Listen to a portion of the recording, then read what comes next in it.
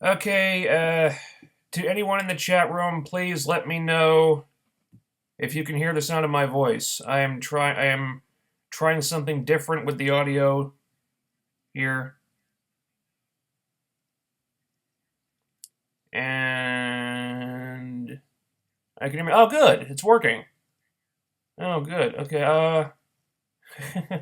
okay, instead of adjusting all the levels here on the Wirecast control panel, I plugged my earbuds into the computer, so I didn't have to touch anything. Oh, I'm really glad that worked. Great. All right, let's get to it, because the pay-per-view actually starts in a couple hours. Sorry I was late on this one. I had to work on Saturday. And I had to leave around, I guess about 11 o'clock, and I had a long commute, worked all day, got home around 1 a.m., went to bed around 5 a.m. I would have tried to do this on Friday, but that's when the new Voltron Netflix series dropped, and I spent my whole day watching that, and I ended up watching the entire season. And did I just lose the damn stream now? There it goes. So yeah, Friday I was watching Voltron and feeling like a little kid again. So that's what I did on Friday rather. I can't talk. Anywho, we have a pay-per-view in less than 4 hours now, in case anybody wants to watch that. So let's just... What the hell is going on?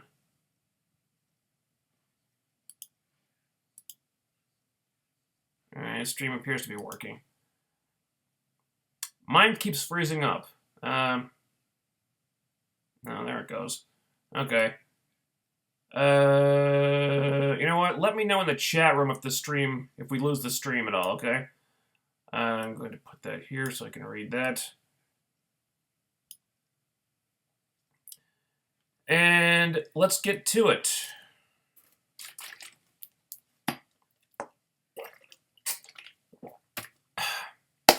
Okay. So, Impact from June 7th. So after that Matt Hardy thing from last week, after it was all over the show, after it closed the show, the writers thought, this week, let's open and close the show with it.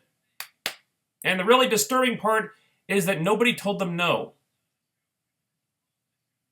So Matt comes to the ring looking like a freaking cartoon character, like Sweeney Todd had a three-way with Cruella DeVille and the Bride of Frankenstein, and God help us all, Matt wants to be in the world title match for Slammiversary.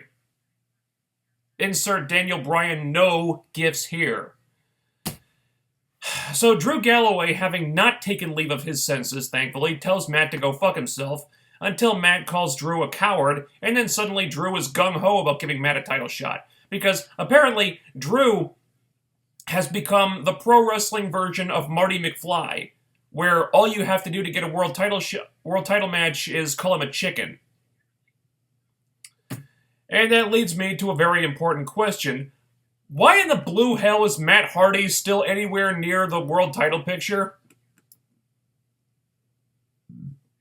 What about him acting like he's taking character direction from Tommy Wiseau makes you think what he needs is a world title shot? We should close our Slammiversary go-home show with this man. Right? You cannot tell me that so many people backstage are drinking the Matt Hardy Kool-Aid that nobody thought there was anything wrong with this. My God. So, was not happy with the result of this segment. Then we have our first knockout segment of the night with a number one contenders match for the Knockouts title where Sienna walks to the ring with Allie acting as her personal ring announcer, and Allie's beautiful, mellifluous voice inspiring the title of this week's review. This match was actually exactly what it needed to be. A glorified squash. Thank you, Sienna. Thank you. She needed to look dominating and get a strong win, and that's what she did. It's exactly what she got. And that hopefully helped her gain some of her momentum back after Gail Kim decided to stall it. I'm still not happy about Gail beating her. She should have gone into that match with Jade undefeated. Luckily, the division still has Madison to act as that veteran knockout who can job to the new girls and make them look good by putting them over, since Gail doesn't seem to like doing that very much. I should say thank you to Madison for doing that, for having the class to do that. Not saying that Gail lacks class, but there's something going on there. I don't like how Gail is constantly booked as like stronger than everyone else. It's just that's not the way it should be anymore. Speaking of which, we had the knockouts in another segment as well, in a mixed tag match. It was supposed to be EC3 and Gail Kim versus Mike Bennett and Maria, but Maria says screw that and subs in Allie, even though just last week TNA seemed to be pretending that Allie is not a wrestler. But since there is now video on the TNA YouTube page of Allie representing the company by wrestling in the Lucha World Cup, there doesn't seem to be any point in that now. So Allie got to sort of wrestle in this match. She still seems to be playing the part of someone who is not an experienced wrestler. I don't know why. But they gave her more offense than someone who is not an experienced wrestler would get in this situation, so that's progress, I suppose. And I'll be damned if Allie was not the most entertaining thing in this whole match. I love how after like 3 shows, Allie's voice has already become a thing. Like, it's kind of an unexpected gimmick, but she is rolling with it. The bit with her and EC3 was hilarious. She's screaming incredibly high-pitched like a giant Minnie Mouse or something, and he can't stand it, so he instantly tags out. And then later on in the match, when she attacks him like,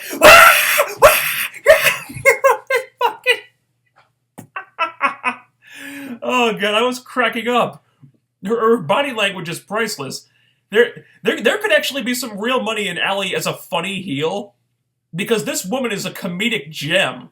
I've been a fan of Cherry Bomb for a long time. I had no idea she could be this funny. I mean, she's still not acting like the Cherry Bomb we know, but this iteration is rapidly growing on me.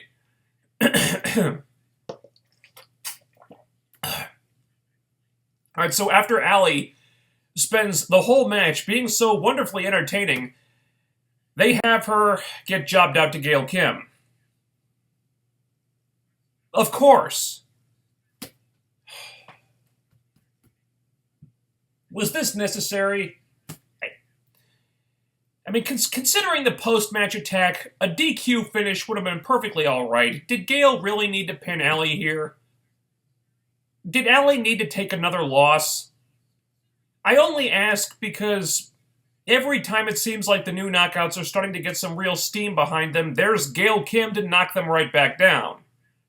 You know, at some point, I would really like it if Gail could start thinking a little more about what's best for the future of the division as a whole, and a little less about putting herself over, because it seems like that happens a lot. Maybe this injury angle will lead to her taking some time off after the pay-per-view. I think that would be the best thing for everyone. Then Jade wouldn't have to play second fiddle to Gail for a while, and we can see what the new knockouts can really do when they take center stage and don't have to worry about Gail, Jane, Cena, Kim, and her trusty shovel pushing them all out of the spotlight. On that note, I love that Jade did not come out to help Gail when she got attacked after the match. There are plenty of reasons why she shouldn't have come out. I mean, her and Gail were feuding just recently, and tagging the week before doesn't mean they're like each other now. Having a common enemy doesn't make them friends. And personally, I think that storytelling in wrestling needs to get away from this trope that all the babyfaces need to get along just because they're babyfaces, or all the heels need to get along just because they're heels, or whatever. People aren't always going to act like that. Sometimes a good guy is going to have problems with another good guy and wouldn't mind seeing them get their ass kicked. That's kind of how I see it, and I like to think that's what happened here. Probably wrong, but that's what I like to think. My pet theory about this is that Jade did not come out to help Gail because she knows that she'll never be the top knockout as long as Gail is still around. And she probably won't. And really, there's a lot of motivation for that. I mean, Jade is the champion. She's the one in the title match at the pay-per-view. She's supposed to be the top dog. And yet Gail Kim, who's feuding with a non-wrestler, is the one who's getting all the focus. If I were Jade, I wouldn't be in a hurry to help Gail either. Gail's been on top for too damn long, and it really shouldn't be like that anymore. Especially since Gail said she wants to retire in a couple years. Moving on. After a really cool promo with our King of the Mountain champion, Eli Drake, standing on top of a mountain, no less, we get to see another installment of The Fact of Life. Now, on paper, Eli Drake interviewing the Decay sounds like awesomeness given flesh. And it was, at first. Then, of course, they had to ruin it by sending the bromance out there. And there was a pretty funny bit where Jesse said that the bromance were going to kick the Decay's asses at Slammiversary, and the crowd booed him for it.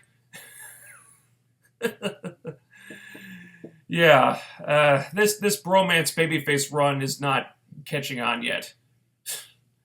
Yeah. Dummies, yeah. So, now I have to ask a very important question.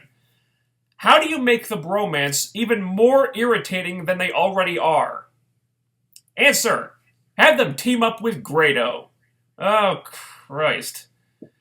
So, they bring out Grado and Shera, and then a bunch of other people start coming out, and this somehow becomes an impromptu 10-man tag match where the babyface team consists of Robbie E., Grado, Mahabali Shera, and two guys who really deserve a lot better than to be teamed up with Robbie E., Grado, and Mahabali Shera. I don't have a whole lot to say about the match. That babyface team pretty much killed it for me. I would have preferred something that showcased the Tribunal better than this. They had some ring time here, but didn't get to do anything to make themselves stand out unless you count Al Snow's whistle. Jesse Goddard's had a nice flurry of offense there in the middle. And credit where it's due, Jesse has improved a lot, despite Robbie's best efforts to drag him down. But the most entertaining part of the match came when Josh Matthews said that Robbie E. wanted to be known as, and I quote, a hybrid wrestler. Comedy at its goddamn finest right there. What's he going to be a hybrid of? What gooey shit and shit that has chunks of food still in it? Right, whatever. That aside, I'm sure not complaining about the finish of the match, with Grado taking a shot in the nuts and finally getting pinned by Eli Drake. What a cathartic moment that was. Jesus Christ. May have happened a few months late, but I'll take it. Anywho, we had an X Division segment here. Don't have them every week, but we had one here. We had Trevor Lee defending the X Division title against Eddie Edwards. They had a really good match with Andrew Everett and DJZ getting involved, and then they make the announcement that these guys will be in a fatal four-way for the title at Slammiversary. So they have a fatal four-way Ultimate X on TV to build up to a regular fatal four-way match at the pay-per-view. Sadly, this type of ass-backwards booking no longer surprises me. It's really stupid. I understand the TV show being the priority because you need to draw in new viewers, but they didn't present the Ultimate X as being anything but glorified filler on the TV show anyway. They didn't present it in such a way that it would be able to draw in new viewers, so what was the point of even doing it? I can't answer that. Then we have the in-ring debut of Braxton Sutter versus local jobber number 17. Still not a whole lot to go on with Sutter, and I don't know that they've done much of anything to package him yet. But Sutter got a good reaction. The crowd liked what he did, and he had a catchphrase now at least. And he did indicate that he may be doing something at Slammiversary. I'm not sure what. But he hinted that he might be there doing something. So maybe he's got some kind of storyline direction. So I think this worked out nicely, even though they really do need to give him more than just the humble guy who's worked hard for a long time and now he's getting a shot. That could apply to anyone, really. But I like him so far. To me, Sutter looks like a good upper mid-carder. If you're serious about building a real mid-card division around the King of the Mountain title, I think he's a good guy to throw in with Eli Drake and Bram and people like that. I had trouble focusing on the main event because it really frustrated me that it was even happening. Like, here's Matt Hepatitis Hardy getting another world title shot he shouldn't be getting, for God's sake. From what I remember, it was a good match, though Matt's gut seemed more noticeable than usual. Yeah, the broken Matt Hardy is too broken to do sit-ups, apparently. But once again, Matt is protected from eating a loss. Excuse me, which just baffles me to no end. Why are you protecting him so much? Why do you continue to do this? It's just Matt Hardy. He's not that big a deal. I don't get it. Anyway, so we get Lashley attacking Drew, and they disappear, and then the final moments are all about Matt fucking Hardy again, instead of the guys who are going to be headlining the pay-per-view on Sunday. Not happy about that. I did think the post-match stuff was cool, though, mostly because it was more about Jeff than Matt. The lights coming back on with all the fans in Willow masks was a nice touch, and then him taking the multiple... Jeff taking the multiple Willows thing, turning it back on Matt. It was a fun, creative little thing here. I still think this Matt Hardy gimmick is terrible, and he's ridiculously overexposed right now, and this angle didn't make up for any of that, but I did like the angle itself. This showed a lot more thought and your creativity than just having Jeff ambush Matt and hit him with a chair or something. And now Jeff is getting into Matt's head, finally. Now Jeff's the one playing mind games. And it's going to be very interesting to see what happens to Matt Hardy after Slammiversary. It's possible that the writers didn't realize how bad this character turn actually was until they saw what Matt did with it. And since they've been poking fun at it on social media ever since, even did that parody video with EC3 and Eli Drake, which was hilarious. I think they may have gotten the message now. But at that point, all the TV had been taped and they couldn't change anything. So they just had to roll with it. After the pay-per-view, when they have to tape new TV, I'm very morbidly curious to see how or if they try to course correct this thing. So that was our go-home show. A better show than last week, definitely. I think they managed to give every match on the Slammiversary card some build-up. Correct me if I'm wrong about that. It felt like they got to everything, I think. I think Matt versus Jeff match has been focused on entirely too much, especially since Matt has apparently lost his goddamn mind, so naturally that's the match they're focusing on the most. Yeah, whatever. That's the biggest weakness in all this. I don't know that a lot of people really care about Matt versus Jeff anymore. I certainly don't. I've seen it several times now in 2 different companies. I don't want to see it again. And I really don't want to see it when Matt is doing whatever he's doing. But most of the rest of this is looking really good. I thought EC3 and Mike Bennett doing a weigh-in was a cool touch. I'm not sure what the point was, because pro wrestling doesn't have weight divisions. But if they wanted to give it some sort of a quasi-UFC feel to that feud, I thought it worked in that sense. It looked like it could have happened at a UFC event.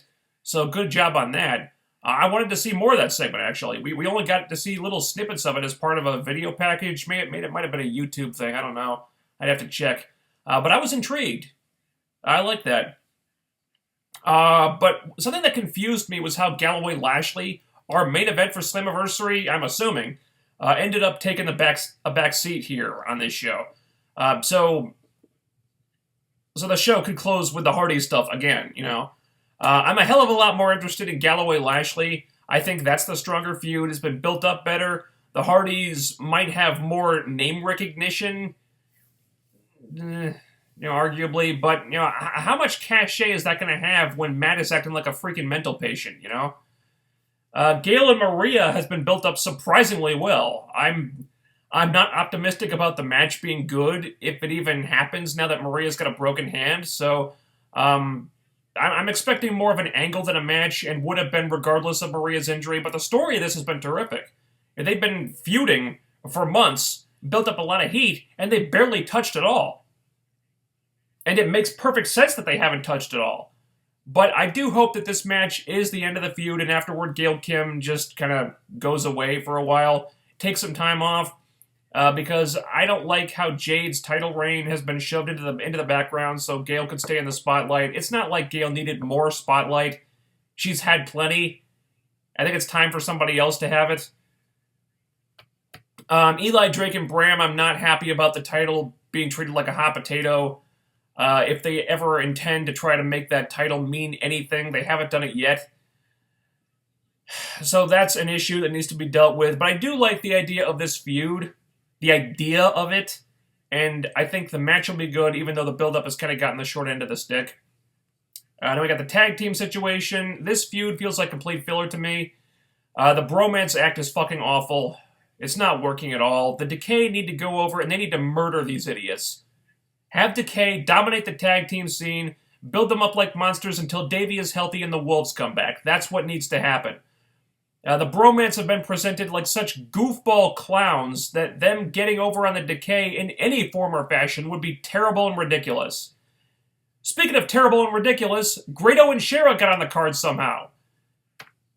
I don't give a shit about this storyline, just put the Tribunal over and call it a day. The build-up to the X Division title match has been more than I expected we'd get, while still being lacking, not shockingly. Trevor Lee has been the X Division champion for a couple of months now, and I still couldn't tell you a damn thing about him. Out of the 4 dudes in the title picture right now, the only one who's been talking is the manager. I'm sure we'll get a great match at the pay-per-view, but for crying out loud, can one of these guys cut a promo at some point, please? But overall, I did like the show for the most part. I know it sounds like I'm being critical, but that's just how I analyze things. I felt like they recovered after the last, I think, 2 Impacts weren't so great, in my opinion. As a go-home show, they've done a lot worse than this. And in general, I think they've built Slammiversary better than any show they've built in a long time. I mean that. Sorry. I mean, there have been some slip-ups, admittedly, but I can't remember a show, pay-per-view TV or otherwise, that TNA have built more than this one. I'm genuinely excited for a bunch of these matches. Drew Lashley has been great. I'm expecting a really hard-hitting match there. EC3 Bennett, they stumbled a little bit in the last couple of weeks, but this feud has been awesome. I can't wait to see that one.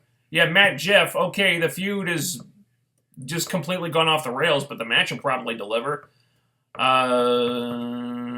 was Sienna, Jade, that's another one. That's a really fresh Knockouts match. So yeah, I'm excited for a lot of these matches, actually. I'm very much looking forward to this show. And those are my thoughts on Slammiversary. I'm going to get rid of this. Okay, and it looks like you guys can still hear me. Good. Okay, 5 o'clock. I have some stuff to do before it gets late, so let's try to bang out these questions as quick as we can, and then we can all get on with what we need to do tonight. Allie is angelic should be a chant going forward. Might be a bit of a mouthful for a chant, but we can make that a hashtag. I could get behind that. Thoughts on what's happening in Orlando? First a concert, now a nightclub. Excuse me. I haven't really heard a lot about that. I heard... Is that referring to, what's the girl's name? Christina Grimmie, I think her name was. I think she was a character on, a contestant on The Voice. I think she got shot at a concert and died, apparently. Is that Is that what you're talking about? Because I heard about that. I don't know what happened at a nightclub. Um, yeah, it seems really senseless, and this is why large crowds of people make me uncomfortable, because unpredictable stuff like that tends to happen. It's not just an anxiety thing. That's part of it, but yeah, I just large crowds of people are unruly and they get out of control and just bad shit happens sometimes. It's just I don't really have an opinion. It's just really unfortunate and sad. Should security that is working the pay-per-view tonight step up? In what way? To prevent someone from getting shot? Yeah. I would be I would be very mindful of stuff like that. Maybe hopefully get like a metal detector to get into the building if they can afford one. But yeah, they should be very mindful of things like that. That was a visual I did not want to imagine of Matt Hardy. How do you think I feel? I came up with it. I think the idea was that Matt calling Drew a coward was mistaken because Drew had a different idea in mind rather than it being the thing that provoked Drew into giving the title shot. I don't know about that. It seems like I got the sense that Drew is a very proud guy, and he's determined to prove himself to everyone no matter what. So if you question his integrity or his guts or whatever, he has to prove himself. He just feels like it's something he has to do. So in that sense, he's kind of easy to manipulate. And I wish Drew could have kind of seen that that's what Matt was doing, because he seemed a little oblivious that Matt was just kind of manipulating him. And I don't like that he fell for that so easily. Notice that Drew didn't say, "Now you've done it, that does it, those are fighting words, etc." He said, "I'm not finished yet." Yeah, well, Matt definitely provoked him into a match. To quote EC3 from his tweet about what is going on, "This is the real asshole of the day." Allie is awesome. Agreed, she is. That's why this episode is titled the way it is. This review. If you had to fight Mike Tyson, Bruce Lee, or Brock Lesnar for $100 million for 10 minutes, who would it be and why? For 10 minutes? In a shoot fight? I wouldn't fight any of them because I'd be dead. I can't spend money if I'm dead. If I gotta pick someone, well, Bruce Lee has been dead for years, so I can't really fight Bruce Lee. Can I pick Bruce Lee? Because I could beat a corpse in a fight. Mike Tyson hasn't been a fighter in years. I could probably outrun Mike Tyson. I could just run away from him for 10 minutes. I could do that. Now Brock Lesnar, no, he'd snap me like a twig. So I guess Tyson or Lee. Cena was like that with Ryback when Ryback was always helping him, but Cena never returned the favor. The reason why Ryback turned on Cena. Oh yeah, I guess that was his reasoning, wasn't it? Yeah. You put Robbie E in that scenario minus the money. Oh, I'd fight Robbie E. I don't even care if he might beat me. I'd fight that. I'd fight that idiot. Is Al Snow going to be the Bill Alfonso school of heels now? Good question. That might be what he's going for. But wow, that whistle got really annoying really quickly. Not necessarily in a heel heat kind of way either. I hope he tones that down, at least a little bit. I don't know, he seemed a little over enthusiastic with that thing. Was TNA trying to troll you with that Grado segment, or was it Fourth Dimension Fool Killer's idea? They probably collaborated on that one to... Maybe it's all part of a rib. Did you hear that Maria is out of Slammiversary with a broken hand? I heard she had a broken hand. I saw the x-rays. I did not hear that she was out of the pay-per-view. Like I said, I was gone all day yesterday. Didn't have a chance to check social media or anything. See, Matthews is a hybrid douche on commentary. Oh, come on. He's not perfect, but he's still better than Mike Tenay. This is one time I don't care who wins the Knockouts Championship, whether it's Jade or Sienna, we get a great champion out of it. Now, I think Jade needs to win. I think she needs to retain. They haven't really done much of anything with her title reign yet, and to have her first Knockouts Championship reign end with kind of end with a whimper instead of a bang, it's just, I don't want to see that happen. It seems like they do have big plans for Jade, but they just can't get out of their own way with the Gail Kim thing. I want to see Jade have a memorable title reign. I think she needs to go over here. She should, and she should hold that title for at least another couple of months. But they got to get behind her more. And the only way I can see that happening is if Gail Kim goes away for a while. Which is why I'm hoping that happens. I think after Slammiversary, Gail needs to take some time off, preferably a lot of time. I would love to see her disappear for a while and then come back after Bound for Glory. Just let Jade just run with the ball and see how much she can get out of her, see how much the fans can get behind her, and really see what happens when you just open the division up and give everyone a chance to shine without Gail Kim hogging all the spotlight, let's see what Jade can really do when she's really the number one babyface, like the top knockout, because no one's ever going to take that spot as long as Gail Kim is on the show. Because they love Gail Kim just too much to let anyone else have it. I don't know what the hell Bram did to get put on a team like that. Neither do I. Thoughts on Bobby Roode's NXT debut? Well, I didn't watch it, so I don't really have an opinion. Also, Athena's new name is Ember Moon. Yeah. I heard that Athena chose that name herself, so I guess I can't criticize it. Needless to say, I wish she had stuck with Athena. That's all I'll say on that.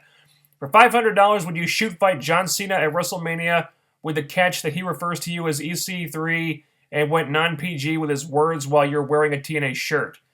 For $500, no. There's a reason why I did not choose pro wrestling as a profession. No, if you're talking about a match, no, I would, one bump in my back would just break into pieces. What do you think of that company buying into TNA? I mean, Aerolux? There's not a lot to speculate on. There's a reason why I haven't talked about it very much. It's just rumors right now.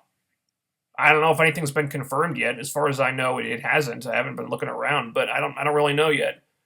We won't know anything for sure until something is for sure.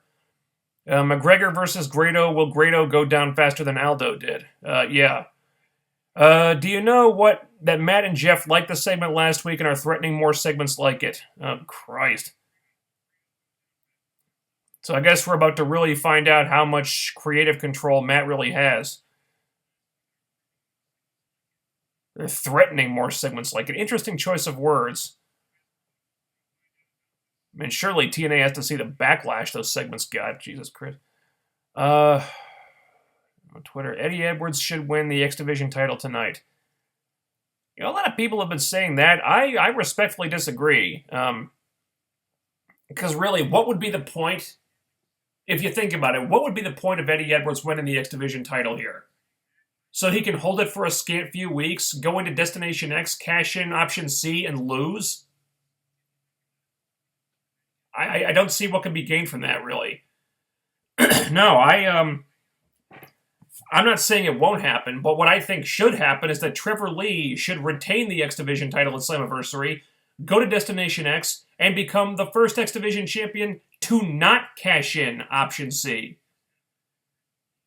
I've explained this before. I'll do it again here, I guess, for those who haven't seen it. Trevor Lee has held the title for a while. They haven't really done much of anything to promote him. I mean, he's had, I guess, some consistent TV time. Well, quote-unquote consistent. Not really consistent, but more consistent than the X Division usually gets. At least we see him on the show once or twice a month. And we see the X Division once or twice a month or whatever. But he hasn't really been... They haven't really done much to really push him, really. He's just kind of there. And having just another lackluster X Division title reign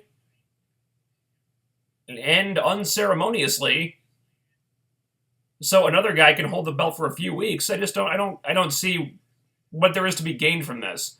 No, I think what I'd like to see happen is Trevor Lee go to Destination X with the belt and say, look, I became X Division champion. I won this title with some goals. I had a lot of goals in mind. I haven't accomplished those goals yet. So I'm not going to cash this thing in tonight. I'm going to keep this title. I'm going to hold it for a year.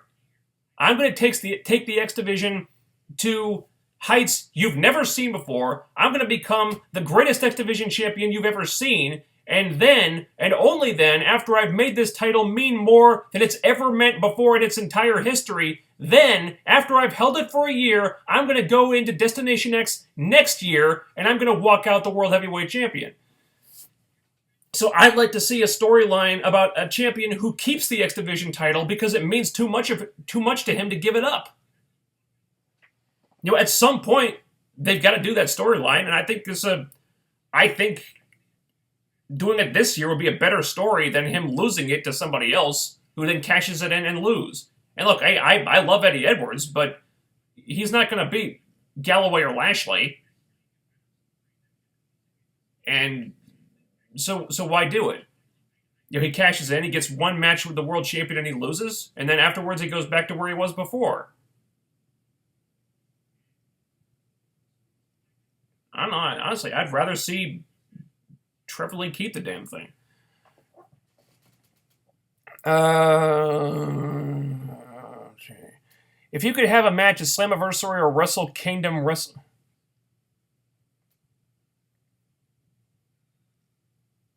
have a match at Slammiversary or Wrestle Kingdom WrestleMania. Is that a thing? I guess WrestleMania. Because I get paid the most. And I would need that money for medical bills. Because after having a wrestling match, I would need a lot of medical treatment. Between their WWE and TNA feud with the Hardys, which one was better? Wow. I didn't think much of either. Because their feud in WWE involved Matt running Jeff off the road, burning down his house, and killing his dog. I can't say a whole lot about any of them. Really. I picked none of the above. Thoughts on Brock Lesnar, UFC 100. Oh, boy. You know, I was a big fan of Brock as a fighter. He was an exciting guy to watch. Of course, he just wasn't the same after the intestinal surgery. And I'm not optimistic about his chances, but you know, he's still Brock Lesnar. He could surprise us.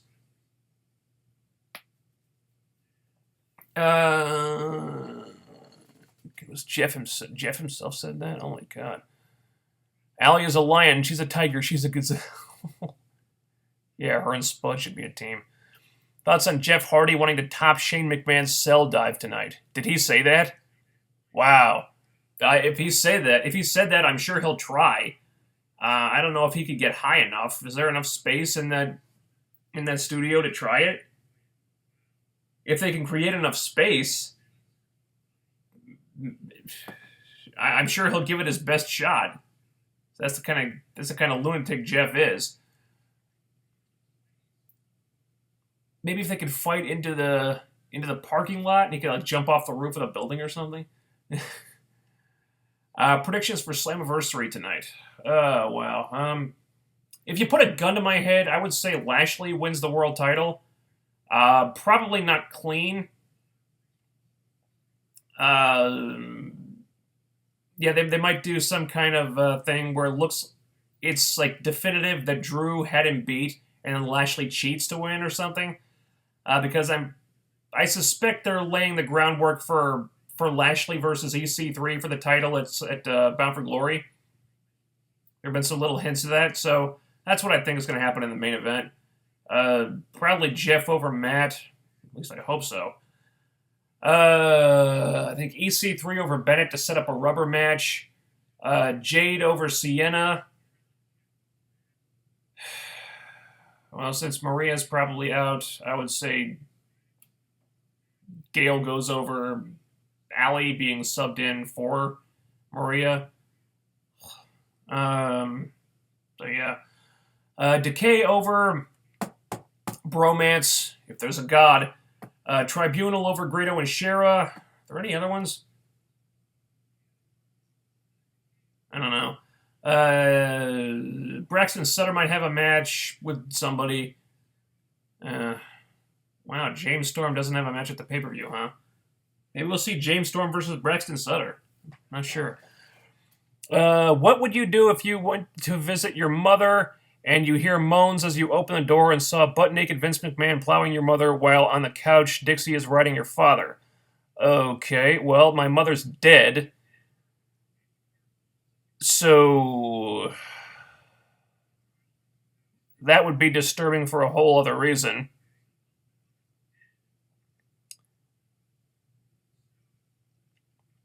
And that's all I'm going to dignify that question with.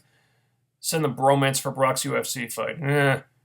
You're trying to replace that Tyler kid that was on here before. Really bizarre questions, yeah.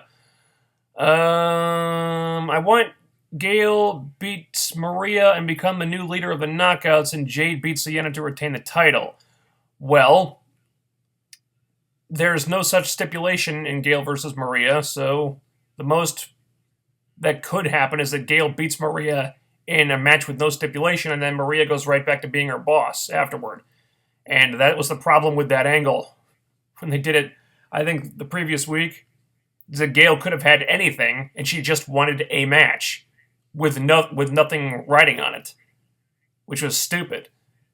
She could have had anything she wants. She could have put something writing on it. She could have have Maria put up her role as leader of the Knockouts on the line, but she didn't. Because they made Gail look really, really stupid.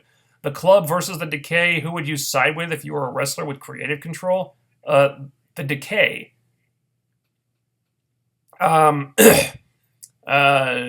You must be new here. If you haven't heard me talk about this before, I don't really understand why people love the Club so much. I don't see what... Honestly, Gallows and Anderson, I don't see what's so great about them. I really don't. I don't get it. I much prefer the Decay. They're great characters with a great gimmick. And honestly, Gallows and Anderson just seem really bland to me. They're two big bald dudes who try to talk like badasses, but have horribly written promos. I don't see what the appeal is. I really don't. And I lost my place again. Here we go. Thoughts on Bobby Roode and NXT?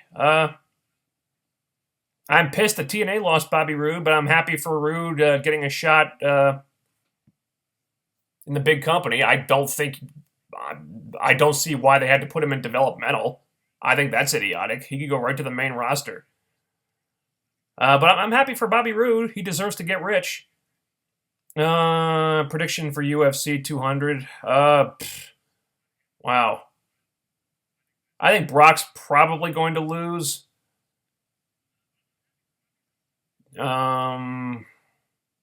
Probably early on, but I'm rooting for him. I'd love it if he won. You gonna order Slammiversary? I think they've done enough to get my money. Lashley versus Drew would be really interesting to see how it plays out. Yes. You're the new CEO of TNA for 6 months. What are your first 3 things that you'll do? Do some house cleaning on the roster. Fire the dead weight, bring in some new talent.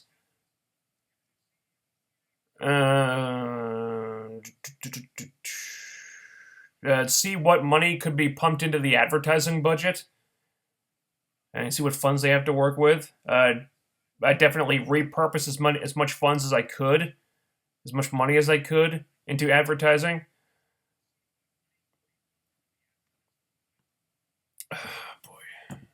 So yeah, that's 3 things. I'm sick of Maria, and the leader should be the one who have experience in the division. I like Maria as the leader, actually. I was skeptical at first, probably more so than anyone, but she's done a great job. And she's been helping to get other people over. Whereas previous people in that spot were not doing that.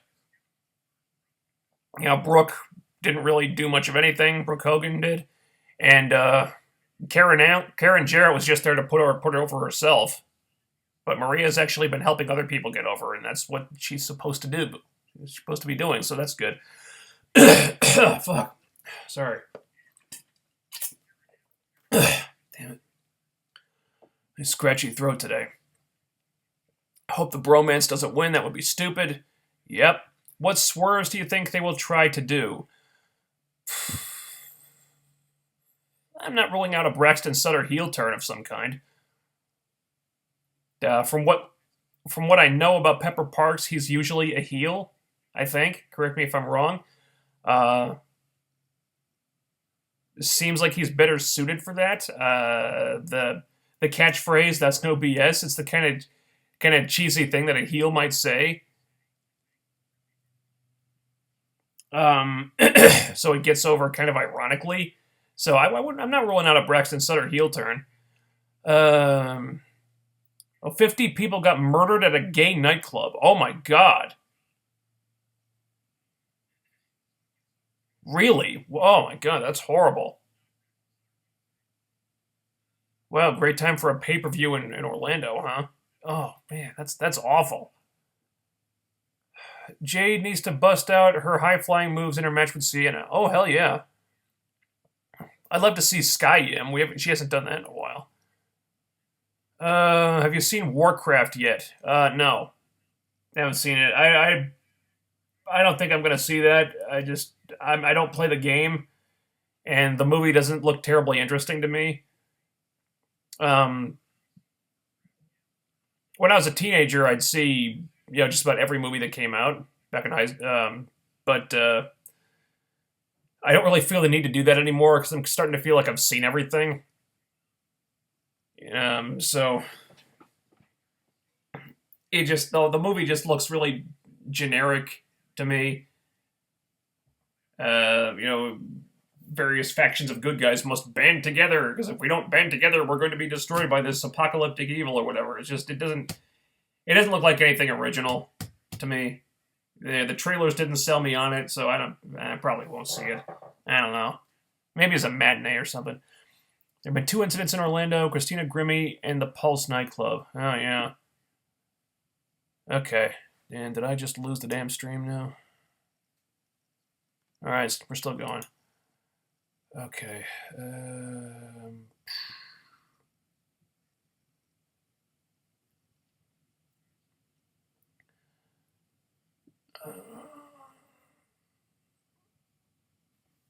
A woman stuck in a gun at an indie show as well. Oh, Jesus Christ.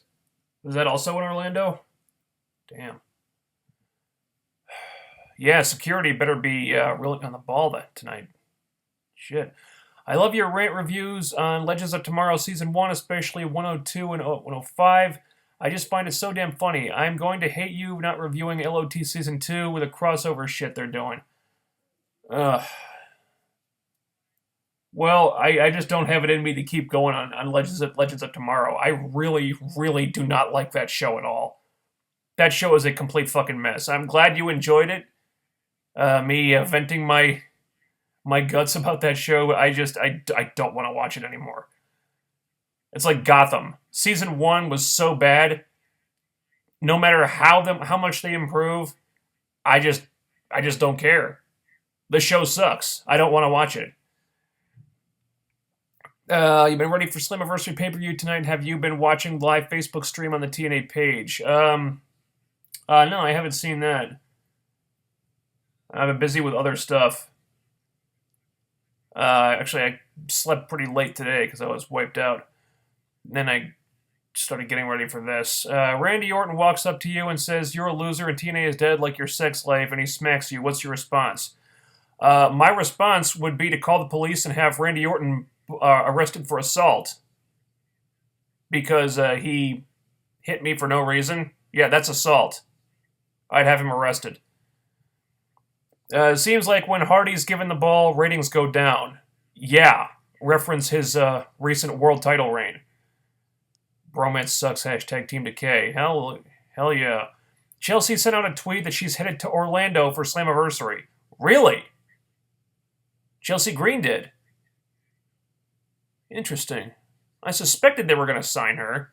She had that collarbone injury that probably slowed things up, but maybe she'll be subbing in for Maria. Who knows? Yeah, I wasn't sold on Chelsea Green until I saw an explosion match that she had with Jade. Best match I've seen her have.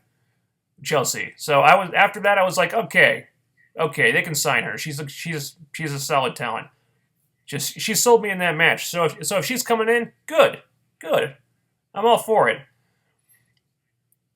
Though I would like to see her as a face, because they've got a lot of heels and not a lot of faces.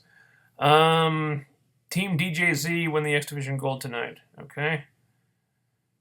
Yeah, he's been on a hot streak lately. I laughed a little bit at Allie's voice. Oh, I laughed a lot at Allie's voice. She's turned that into something really funny. I really hope if Allie is facing Gail, they let her wrestle and not just have her wrestle like if she was Velvet Sky. Yeah, I mean, I don't see what the point is of having her play down her wrestling ability. You know, we've seen her wrestle on the show before. We saw that footage of her in the Lucha World Cup. There's no point in her acting like she can't wrestle. And I think looked like they were starting to get that in that match on this show. You know, she got to break out some actual wrestling moves. She's still not wrestling at full capacity, but maybe they can say that she's just a quick learner. I don't know. 40K owes me money anyway. Oh, how do you think I feel? He owes me all my money. Takes every cent I make and blows it on strippers. Say you're in the mood to just raise a little hell. What 5 villains from any source would you pick to fuck shit up? From any source, huh? To just cause, like, wanton destruction? Wow. I don't know, maybe Thanos? If he had the Infinity Gauntlet?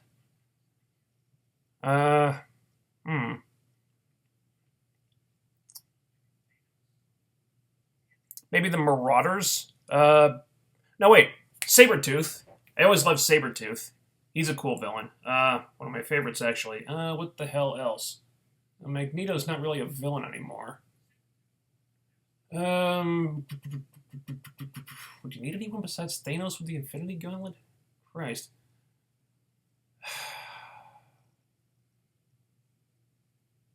Just raise a little hell. Norman Osborn's not really the raise hell type. More of a manipulator. I don't know. I'd have to think about that one.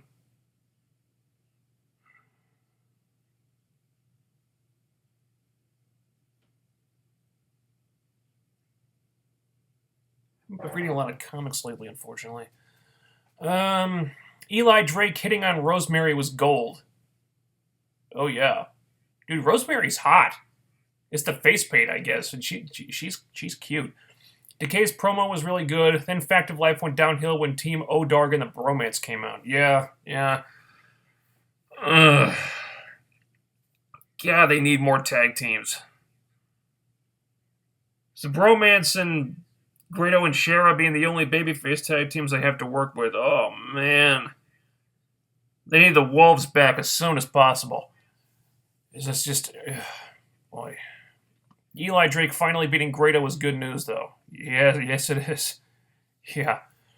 I can see Maria finding a replacement tonight for her match with Gail. Also, Jade should keep the title. It needs to be showcased more.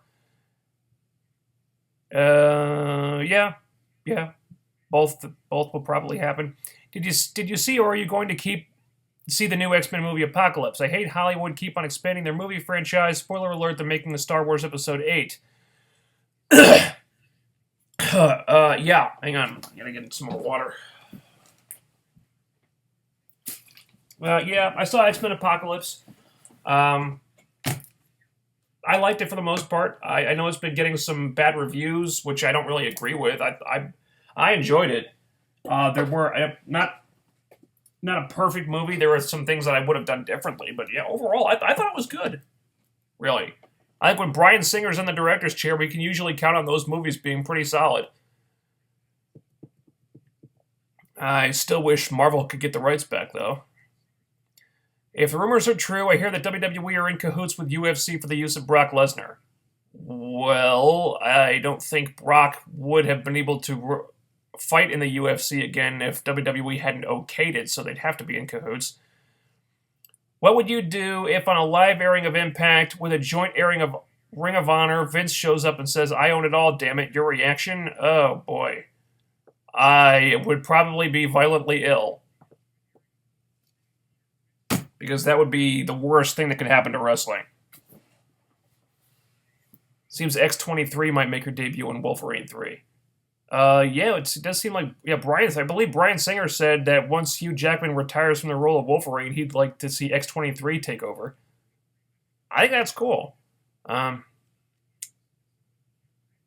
Yeah. Although it appears that the new Wolverine movie will probably be taking place in the future because we get Patrick Stewart returning, I think. So it won't be in the current continuity. So I don't know how they can put her in the current continuity, though. Did you hear about the Scarlet series Marvel and HBO are doing? Yeah, I heard about it. Yeah. I'm excited. Oh, excuse me. But yeah, I think that's... If you haven't read Scarlet... that's a fantastic creator-owned series from Brian Bendis. I got the first trade back there. Unfortunately, that's the only one that's out because I guess Alex Maleev has just been really busy and hasn't gotten around to drawing the rest of it. But Bendis has said that they're going to have book 2 out. I forget when. It's pretty soon though. But now they're doing a series. That sounds like great news to me. That is a great book. Left me 4DFK left you in Vegas. Well, why would you trust him not to? Why would you trust him not to? He's a dick. Fourth Dimension Full Killer is. Don't trust him at all. Never trust that bastard. Can't imagine how boring Impact will be if Matt and the Bromance win tonight. Oh, don't even entertain that thought, man. That'd be terrible. Laura Dennis is in a great position right now. She's got what she's doing on the indies as Cherry Bomb, plus this character as Allie, portraying 2 very different acts in her career at the same time. And doing great with both. Yeah. You are correct. She's displaying a lot of range right now. Been very impressed. If she keeps that up for somewhere around 6 to 9 months and then finally merges the personas at the right opportunity, she's pretty much got it made.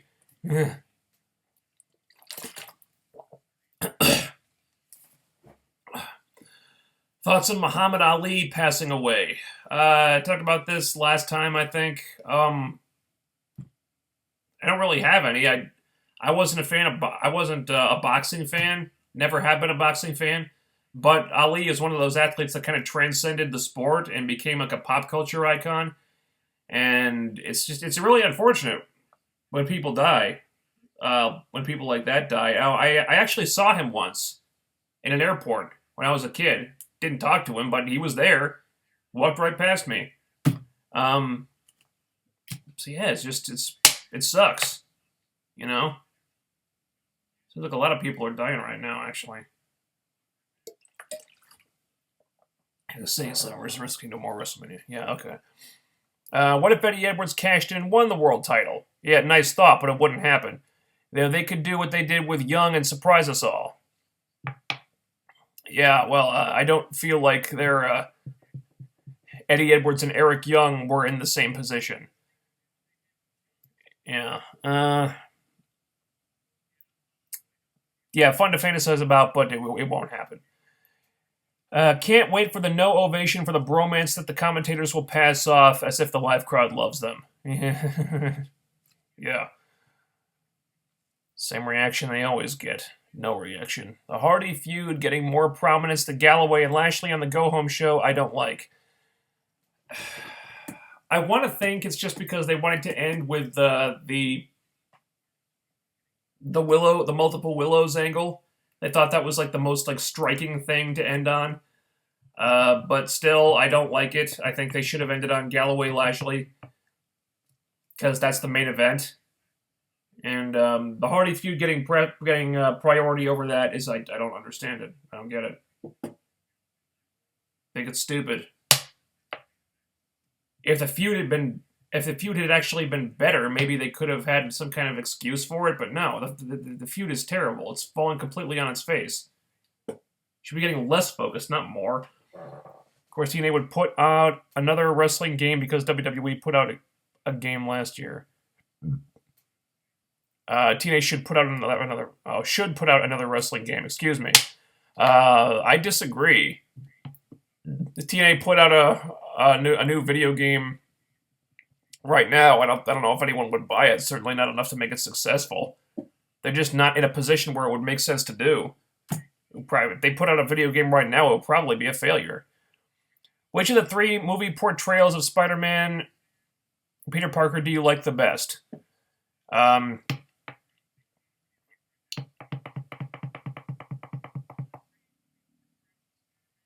hell? What's the new kid's name? The name fell out of my head. Hang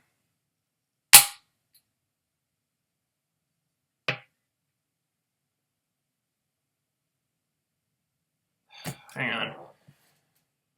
I'm terrible with names.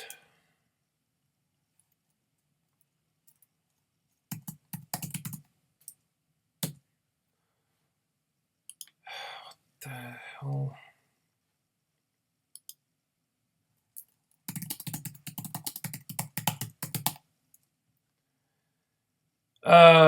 Okay.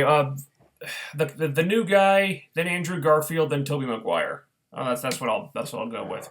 Forgot his name. I'll look it up later. Jade's title defense at Slammiversary being an afterthought within the knockout division to a match between Gail and someone who's mostly a non-wrestler, also not good. Yeah, well, welcome to Gail Kim.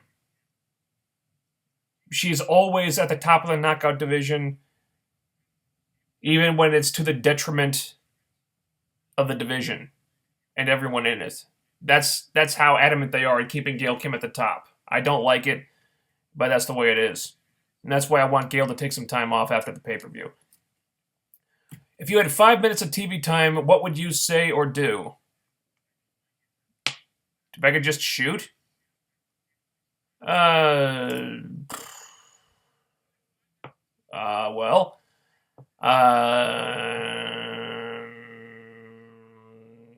I'd probably tell them how stupid the Matt Hardy thing is. Probably tell them to get the bromance off my TV. Probably tell them to stop with all the constant gimmick matches on the TV show, and tell them to sign a few certain people. But also ask for a job in creative. LB, one of a kind elite. I am not going to dignify that comment with a response. The X Division match, I think, if given enough time, will be the best match, and I think Andrew Everett will win the title. Best match of the show? It's got a good chance if they give it enough time. Yeah, absolutely. Probably won't be the spectacle that the Hardys thing will be if Jeff does try to top Shane McMahon, but very good. It has a very good shot at being. Yeah, the best match of the night. I think Andrew Everett will win the title? Really? Okay. I guess it's possible. It does seem like if anyone wins it, it'll be Eddie Edwards, but yeah, who knows. EC3 will lose just because he is already a top guy where Mike isn't. I don't know. I could see them setting up a rubber match. I'd like to see them set up a rubber match for when one of them has become the world champion so they can fight over the title in their third match. I said the Hardys usually put on good matches, especially Jeff with his craziness. Galloway and Lashley should be a strong main event. I am pro Decay. Good. Jade and Sienna's match should be way better than its hype, considering their reputation as wrestlers is good, but the hype for the match is not. Yeah, I think their match is kind of thrown together at the last minute just so Jade could have a title defense on the pay-per-view. I'm expecting it to be a really good match, though. I think they did that so they'd have a good knockouts match, because, like I said, Gail and Maria, even if Maria was healthy, probably wouldn't be so good. That's why I'm expecting more of an angle for that one. Gail and Maria, I don't know what's going to happen there. And they'll probably sub Maria out for somebody. The Elite Young Bucks and Kenny Omega versus the Decay. Who would you root for? Oh, boy. Kenny Omega, huh? Oh, I do love Kenny Omega.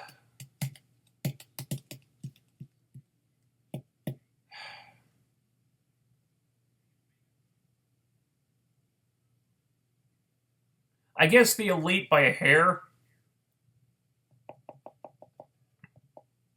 But, wow, that would be... My loyalties would really be tested on that one. Will you review Slammiversary live after? Not immediately after, no. I'll talk about that in the next review. How's that? Because I might not be able to watch Slammiversary live. Here's hoping Cherry Bomb gets the win over Gail if she is in the match. Oh, that would be great. That would be great. Eli Drake, I think, will retain the Kingdom Mountain title. I hope so. I really don't want to see any more hot potato title changes. I thought it was too soon for Bram to lose it, but now that Eli Drake has the title, I think he just needs to keep it for a while. Give him a title reign that actually means something. And just let him keep it for a few months at least. If we're talking about Decay, they should destroy the bromance. Oh, hell yeah. If Raquel tries to seduce Stephen Abyss, she's more likely to attract Rosemary instead and be eaten for lunch as a result. You know, Stephen Abyss shouldn't even look at Raquel. If she tries to do the thing to distract him, like, oh, bending over so you can look at my ass. These are not the type of characters that would fall for something like that. They should be completely uninterested in Raquel.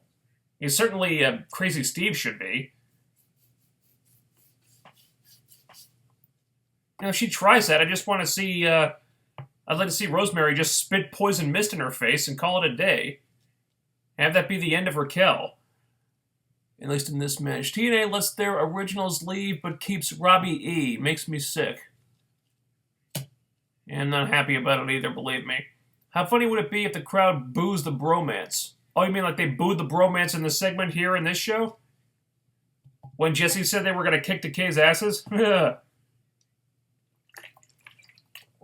Yeah, that would be funny. As for Decay versus the Club, here's the deal with Anderson and Gallows. Take them away from the WWE script, and they are really cool dudes, and Anderson is actually a pretty tremendous wrestler. Okay. Problem is they haven't been allowed to show it, if that's true. I think their promos have been actually pretty bad. That is probably due to WWE scripting horrible lines for them to say, because they just come off as like generic tough guys with nothing original or unique about them. And honestly, they just bore me, really. If they're better outside of that environment, I don't doubt that. But the problem is they're in that environment now, and that's what we've got. And Jade should use her 450 splash. Ooh, that'd be nice. I remember during Joe versus Magnus Falls Count Anywhere match, and Joe showed up backstage and challenged Magnus to start the match there. Would be cool if he did that spot in the Hardys match. Alright, well, wouldn't really make sense in Full Metal Mayhem. Falls Count Anywhere, yeah. Street Fight, yeah. Full Metal Mayhem, not really. Jeff Hardy for the win, hopefully. Mm-hmm. Damn it.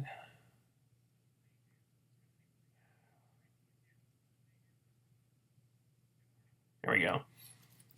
Do you watch any pay-per-view events at any wrestling company? Such as WWE and TNA? Yeah. It's the companies I mainly talk about. I like Sutter, but he seemed too white meat babyface to the point where I thought he'd turn heel. Yeah, that's why he probably should turn heel. Unless they give him more to work with.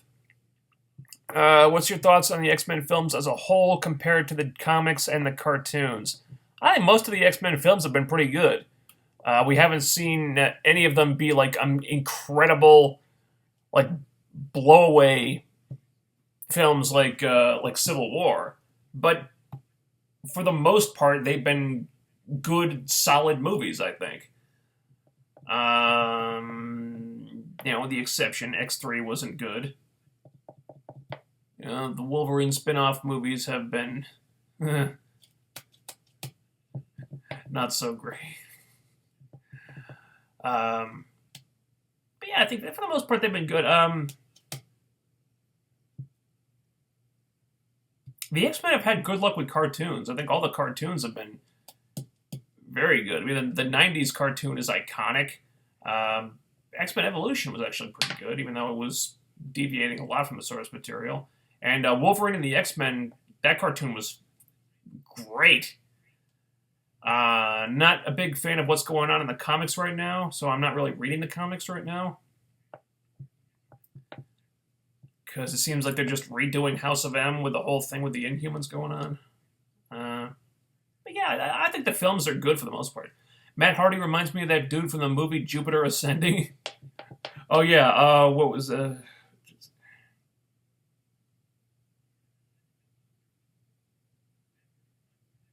God. Fuck, I forgot the guy's name. Eddie Redmayne. Eddie Redmayne, that was the guy. Yeah, his character from Jupiter. Yeah, I can see how you might think that. Because you're just wondering, what the hell is this guy doing? Did someone actually direct him to act like this? Yeah. The draw of the Gunn and Doc isn't even just in Gunn and Doc themselves, but rather in what they represent being the steady symbols of the Bullet Club stable as a whole. Okay. Never really understood the appeal of the Bullet Club as a whole. I understood the appeal of certain guys in the Bullet Club, but not the whole group. I don't think Jade ever successfully hit Skyrim yet on an opponent, even before debuting at TNA, so it'd be great to see her finally hit the move on an opponent. I believe I saw her hit the move at one of the Knockouts Knockdown shows. It might have been her first one. I think she was wrestling Tara at the time. I don't know if she... I know she did the move. I don't know if she hit it on Tara. But I believe she did attempt it. Anderson is one of the group's co-founders and was co-leader with Styles after Devitt left. Okay. Gallows was brought into it as his tag team partner to basically be Bullet Club's version of Bad Intentions. All right. If you say so. I miss the good old days of wrestling when The Rock, Stone Cold, and Mick Foley were all wrestling. Those days were a lot more entertaining than these days. It was more exciting back in those days, I'll give you that. Sutter in the X Division would be good. He actually talks and is given a personality, which would be a nice change in the X Division. Plus, he's fresh and has momentum to gain. He's not really an X Division style wrestler, though. Really, is he? I don't think so. No, I think he's more of an upper mid card guy. Eli Drake for blowing Grado was money, legit markout moment. Yeah, that was good, wasn't it? Can't wait for Gail to overcome the odds to beat another new talent. Oh, man. Don't encourage them. Don't encourage them. Their delusions they have for the bromance on commentary were just as bad as the ones with Reigns.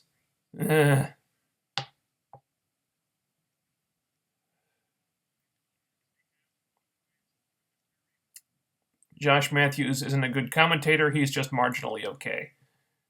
I don't understand the hate that Josh Matthews gets. I like his commentary for the most part. I think he does fine. Is he the best commentator ever? No. But who is? I mean, if you're comparing everybody to Jim Ross, nobody's going to measure up.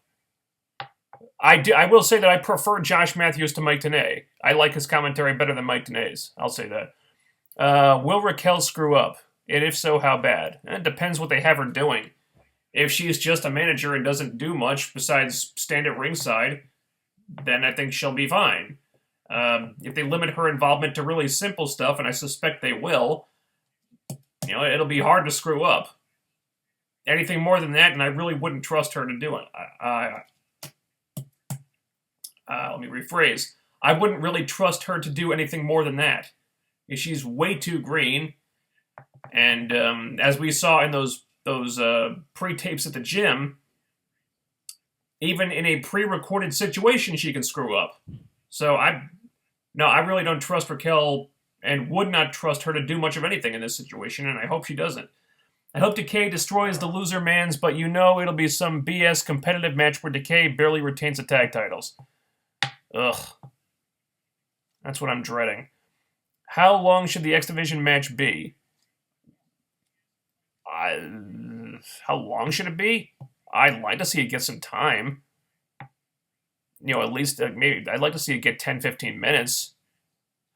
It'll probably be the opener, so I'm not expecting it to be... I'm not expecting it to get like 15 minutes, probably less than 10.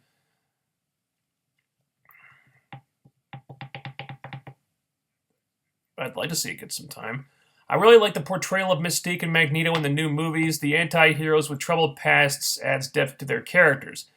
Yeah, but they've pushed Mystique a lot in those movies, and it's probably just because it's Jennifer Lawrence playing her, so I understand that. But she's not that big a character in the comics. I mean, she's a villain. I mean, she has shades of gray to her sometimes, but she is not this huge character around which so many things revolve. She's one of the main characters in the movies, and it's not Mystique. They've changed her a lot in those movies. I like what they did for the most part, but it's not. That's Mystique in the comics is totally different. I'm kind of hesitant of rebooting the X-Men franchise completely from scratch, being most reboots in Hollywood turn bad, or them changing gender of a popular character. The current franchise has gotten very continuity heavy. I'm okay with the idea of them starting from scratch, as long as they get good people involved. Of course, it's Fox, and Fox doesn't know what the hell they're doing with their comic book franchises. They lucked out a few times, but for the most part, that studio does not have a clue. But if they had smart people behind the project, I'd like to see an X-Men reboot. Did you hear WWE are thinking of doing 2 pay-per-views a month when they do the brand split next month? 2 pay-per-views a month, huh? For the whole year? Yeah, good fucking luck. Think people are going to want to see that? You think that company's got overexposure now? Christ. 2 pay-per-views a month. No, thank you. 40FK versus Lesnar, who wins?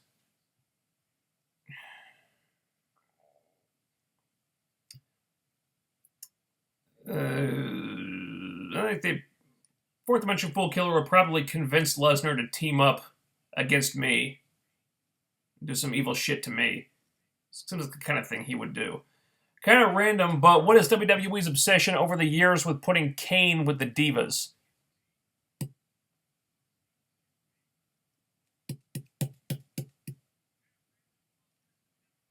Has that happened recently?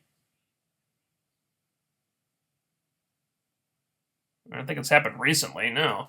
Of course, there was that thing with him and Lita back in the day. Ugh. I don't know. Maybe it was because it seemed so inexplicable that they couldn't resist. I don't know. You'd have to ask them. Team Rosemary. Hudson Kimbo Slice passing away. I heard he had some kind of heart condition. And that's why that fight with... What's his name? The guy with the weird mohawk.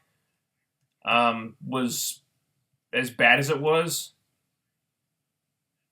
Heard that had something to do with it. I think I heard Strike Force. No, that's Strike Force. Whatever. Bellator. Strikeforce, what am I thinking? I heard Bellator knew that he had some kind of heart condition and they let him fight anyway. I don't know why. Again, it's just another senseless death that maybe could have been prevented. I wasn't a fan of Kimbo Slice, but I'm sorry he died. You know? Don't really have a lot of thoughts on the matter. Thoughts on Caleb Conley and Marsh Rocket. I am not familiar with either one. I saw a hype video on YouTube about Marsh Rocket. Looked like he looked good. Never seen Caleb Conley wrestle, so I can't really form an opinion. But hey, new talent is new talent. I'm looking forward to both guys. Do you see Braxton Sutter joining Mike Bennett and becoming a team in TNA? Before his debut, that was an idea I had. Have Braxton and Allie join Mike Bennett and Maria and becoming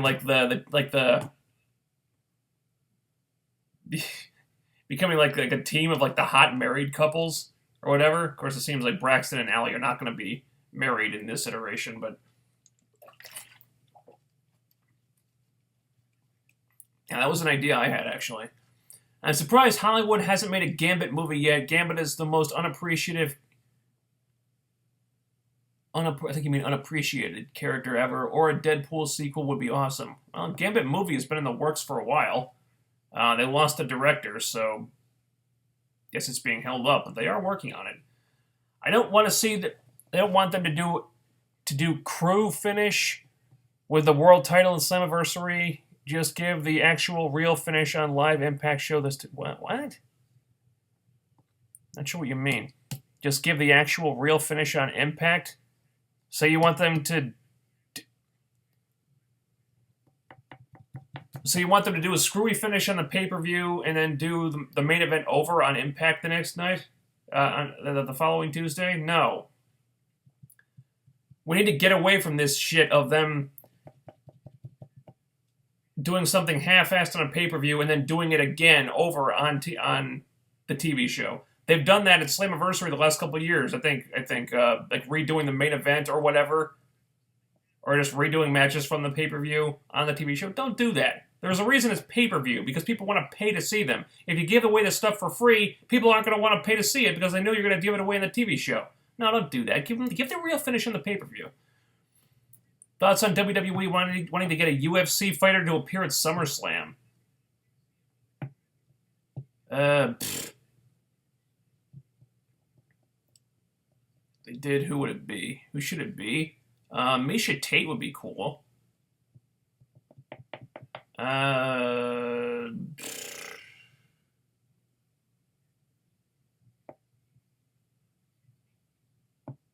could get Hunt, I guess. That'd be nice. Kind of co-promote. Do something with Lesnar. I don't know. Pray for Orlando. Yeah, a lot of bad shit happening in Orlando right now. Do you think they will debut any new wrestler tonight? I don't know. Possibly. Chelsea Green, maybe. I don't know. Like I said, I haven't really been paying that much attention to that. They could. I don't know where they do it. Seems like the card is pretty full. Maybe have somebody do a run-in, perhaps? I can't see Galloway losing because of the stip of him being KO'd or TO'd? Tapped out. Would be terrible look for him. Well, you could argue that it would be worse for Lashley. Like I said, if I had to pick, I would say Lashley wins, but I don't think it'll be clean. I think they're high enough on Drew that they'd protect him. Tom Holland is his name. Yeah, I knew the Tom part. I forgot his last name. Tom Holland is the new Spider-Man. Yeah, he would be my favorite right now. So it's Tom Holland, then... I forgot the other guy's name.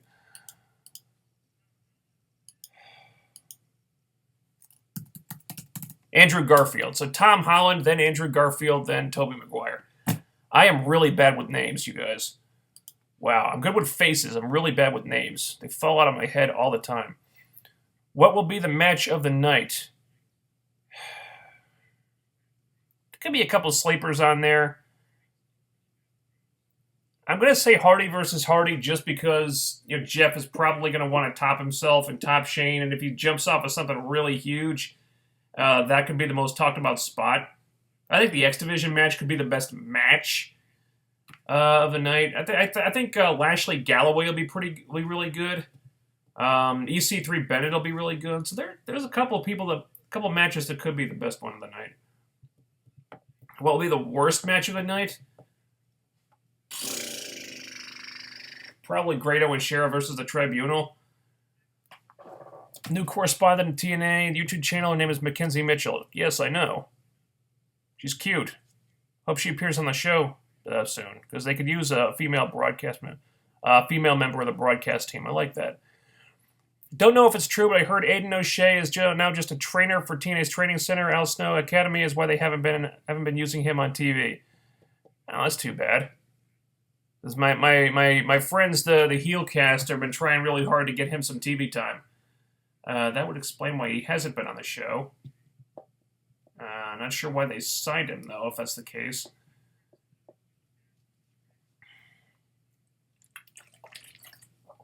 If they have a Grado match, I would not be surprised if it got more time than the X Division match. Yeah, I wouldn't be surprised either, unfortunately.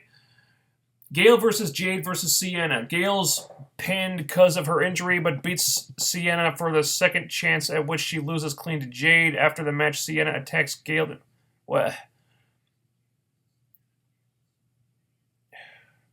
Gail, Jade, Sienna. Gail is pinned because of her injury, but beats Sienna for a second chance, which she beats Sienna after the match. Do they have two matches? At which she loses clean to Jade.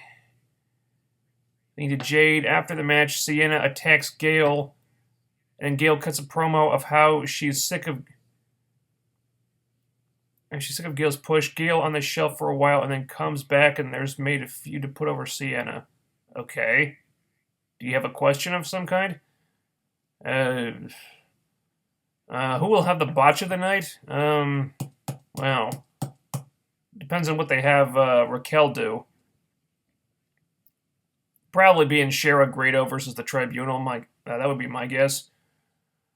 And let's try to get through the last of these questions pretty quickly. Oh my god, there's a lot of them here. Jade should listen to Professor X and just let go and do her fucking flying moves already. I'd like to think she's been saving them for a big show like this one. Raquel is the bromance. I don't think most people will notice her.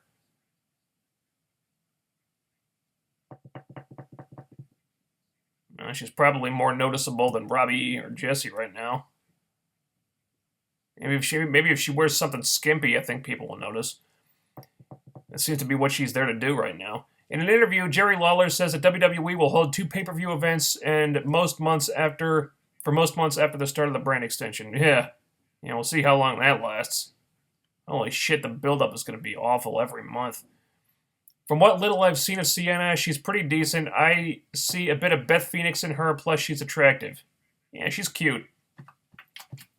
I hope they let her talk more, because she's great on the mic. She can cut some great promos. You haven't really seen it on the show yet, but yeah, she can cut a promo. She's really good. Sutter in X Division would be good. He actually talks and is given a personality, which would be a nice change in the X Division. Plus, he's fresh and has momentum to gain. This is a repeat comment. Kurt Angle was wrestling Zack Sabre Jr. Not in TNA, he wasn't. But I knew he wasn't hanging up his boots yet. I knew he was still wrestling outside of the company, so yeah. Do you have a question? How's your day going? Also enjoyed Impact. The 10-man tag match was a clusterfuck. The Galloway Hardy segment was great. Rain versus Sienna was okay. The Edwards Lee was nice. Alright.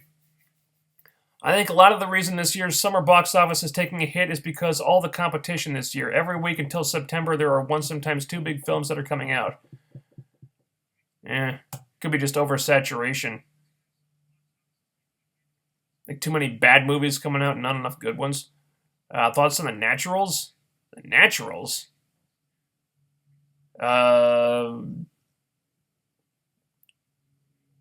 really unmemorable? Because they haven't been a team in years. I haven't thought about the Naturals in years. Completely unmemorable, easily overshadowed. Don't really have any thoughts on the Naturals, really. Rollins hit a net breaker on Styles at a house show.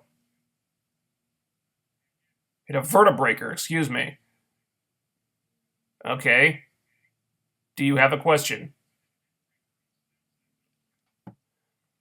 What did you think of the alpha male Monty Brown? Charismatic guy, probably could have been used a lot more than he was. Maybe should have gotten a world title reign at some point. And I hear he's been retired for years now, so too bad.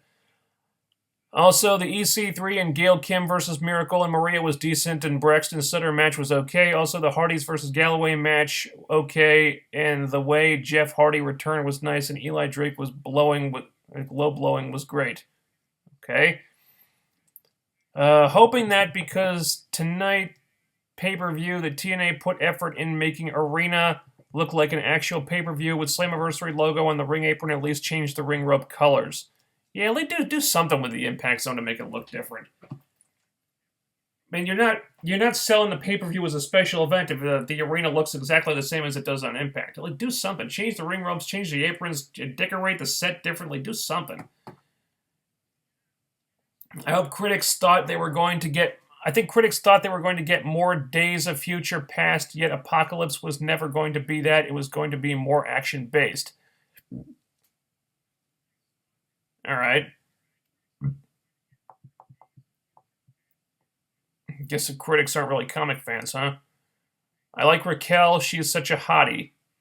She's a hottie. Well, yeah, she's hot. It remains to be seen if she has any talent, which is what I'm concerned with. Team Decay will destroy the bromance. Fingers crossed, yeah. I don't think he will listen to 4DFK, plus it's with Heyman. He's with Heyman. I just thought of this. 4DFK versus Heyman on the mic. Who wins?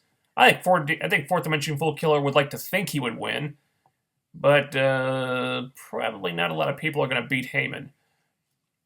And WWE, 2 pay-per-views a month, so WWE doing 24 pay-per-views a year is way too many pay-per-views for one company to do, especially add in NXT for TakeOver. Pay-per-views a year would equal a total of 28 pay-per-views this year. That is way too many fucking pay-per-views for one company.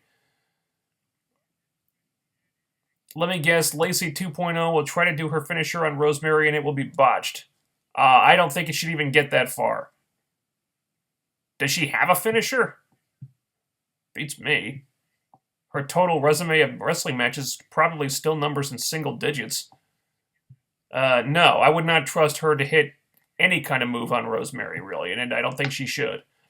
Raquel, she more of rookie Terran than Lacey 2.0. Raquel can actually wrestle even being rookie.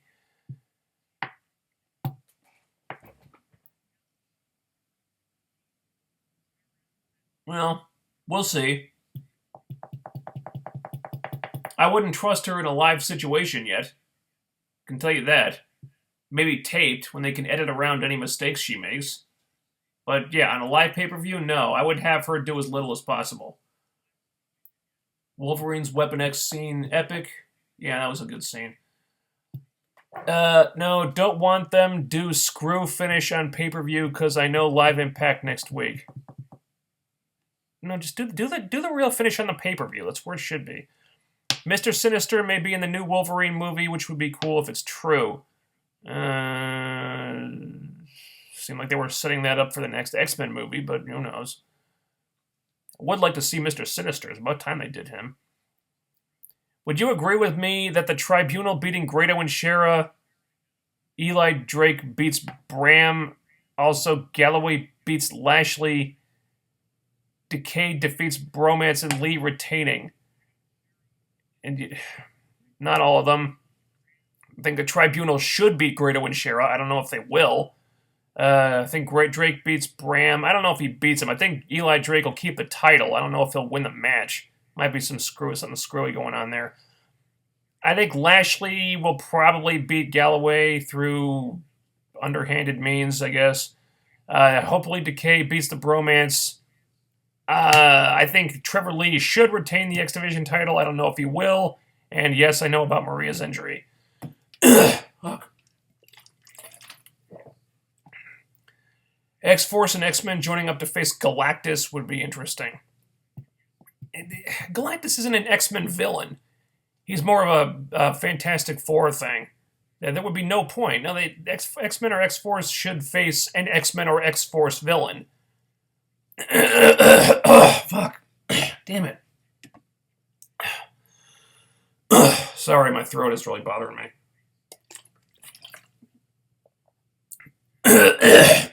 Damn. Sorry, allergies. Robbie E has been the same character since like 2010 in TNA. Why? I don't know. It's never gotten over. It's just the whole thing's just stupid. I mean, maybe they toned down the Jersey bro shit a little bit, but he's still basically playing the same character, and it's stupid. You think they would have gotten the picture by now that the character sucks. It didn't get over as a heel. It doesn't get over as a face. He's just really dumb. He needs to stop. Just tell the guy to do something else. I think it's sad that James Storm doesn't even have a match at the pay-per-view, and Great O'Shera and the Bromance are considering how hard TNA fought to convince Storm to re-sign with them instead of WWE. Well, it's possible they had a plan for him. I suspect they did have a plan for him, but then Bobby Roode left. As I understand it, Roode and EY left without a lot of notice. They just came to the TV tapings and said, okay, well, I guess we're done. And they had to come up with ways to get rid of them without a lot of prep time, I guess. And they did the best they could under the circumstances. So they may have had a plan for Storm, but then Roode left and no more beer money. And I don't know, it might take them a little while to come up with a new direction for Storm. I hope they come up with something for him to do. Because god damn it, that guy deserves a world title reign.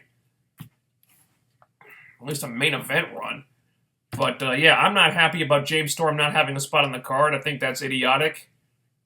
Even if it's last minute, they could have come up with something for him. They need more faces in the knockout division. Yeah, they do. There are only so many times Jade can face Sienna. Yeah, so if Chelsea Green does show up, I'm hoping she's a face. I'm a fan of Taylor Hendricks. Not so much a question, but more of a statement. I am too. I liked her from pretty early on. I saw her in OVW, and she wasn't... I know she definitely needed work. But I could tell there was a good performer hiding in there somewhere. I really like what she's doing now. She shows a lot of star quality. I mean, she's gotten better as a wrestler. I think as a character, she's done great. She's always been really good on the mic. So I'm a fan of Taylor Hendricks too. I think TNA missed the boat on her. Sorry if my comment wasn't clear. It was me fantasy booking Gail and Sienna feud to see what you thought. Oh, okay. Sorry. Okay, we need to start thinking about wrapping this up, guys, because my throat's starting to go. Now, Impact was really good. Probably the best I've seen in a long while. This week's Impact was? It was better than the previous couple of weeks. But I think Impact of there was one like three or 4 weeks ago that was really good. It was way better than this one. But to each their own, I guess. Was hoping the Hardys match was going to be hair versus hair, more interesting than Full Metal Mayhem. Might not be a bad idea because Matt is getting to a place where the long hair kind of highlights how much hair he's losing. So him losing the hair probably wouldn't be a bad idea. Plus, he wouldn't be able to do his hair like the Bride of Frankenstein anymore. That would be a good thing. Thanks for doing stream on a Sunday. It's 5 hours later here, so this is like my stay in and chill time. Okay. We usually try to do it around the same time on Saturdays. I just couldn't do it yesterday because I was working. And I wanted to get this up before the pay-per-view airs, which is just under 2 hours. So let's think about ending this. Get your final questions and comments in now. I'm going to put the cutoff point in here in a minute, and that'll be where we end things for the night. Or the evening. Late afternoon, whatever. Okay, I hope Lashley beats Galloway. Then Galloway turns heel. Drew is a better heel than a face, plus he's gone a bit stale lately. Really? No. I agree, he probably is better as a heel. Supposedly he's cut some great heel promos in the indies, so that's what Raven Effect said.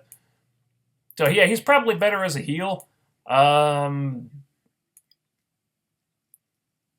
Storyline-wise, I don't know if it would make much sense to make a lot of sense to turn him heel after winning. I think there would be a way to do it if he loses this match and then turns heel. I think he's gotten less stale. I think he was stale first when he won the title, but has gotten less stale thanks to this feud.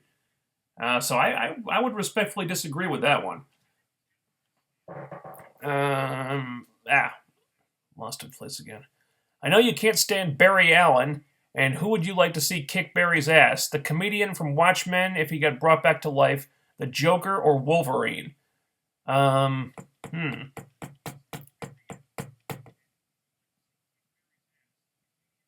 Wolverine, definitely. Yeah. Go to Wolverine. He wouldn't put up with He wouldn't put up with Barry's bullshit. Barry would approach Wolverine and try to talk to him instead of using his super speed to take him out, and Wolverine would just pop the claws and just cut Barry to pieces. That's what would happen because Barry's a fucking idiot. And yeah, Raven Effect. Raven Effect is joining us. Oh, I have a few gripes with Raven Effect right now.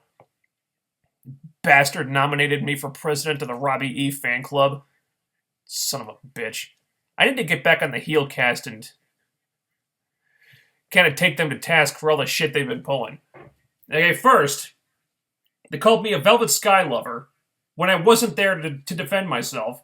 Then, Raven, he gets on Twitter, nominates me for president of the Robbie E fan club. Then, on top of all that, I find out that they're using my brand to promote their Robbie E for Champ sweater vest because they're selling merchandise now, and they've got the fact that they would even make such a thing is appalling. But to put my name on it, I'm not happy. Raven, you got some explaining to do. Okay. Have you heard TNA Dude's new commercial? Yeah, I've heard it. I've heard the commercial. Not happy with TNA Dude either. Both you guys have got some explaining to do.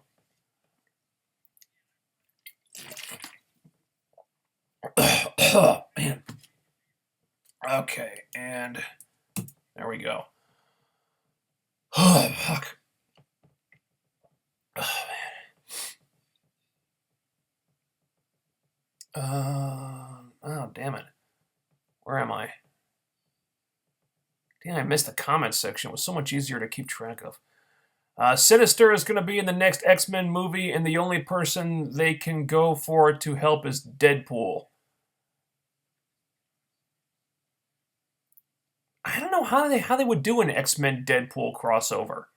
As Deadpool kind of exists in his own little universe, I think, because they can't do a serious movie if Deadpool is in there breaking the fourth wall every 5 minutes.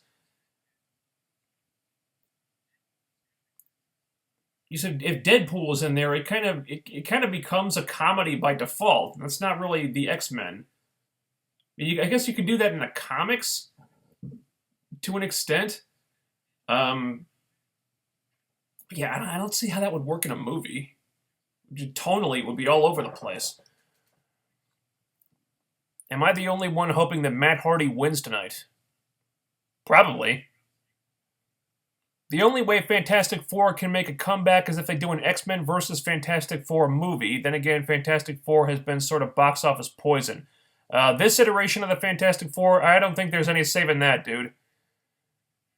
I don't. What the hell would the point be of doing a Fantastic Four versus the X-Men now? Have they even done that in the comics? They've done some team-up comics. Um, but a versus movie? No, there's no point. Should Bruce Timm be running DC movies like Kevin Feige does with Marvel? They could do a lot worse. He's done a great job running the DC animated movies.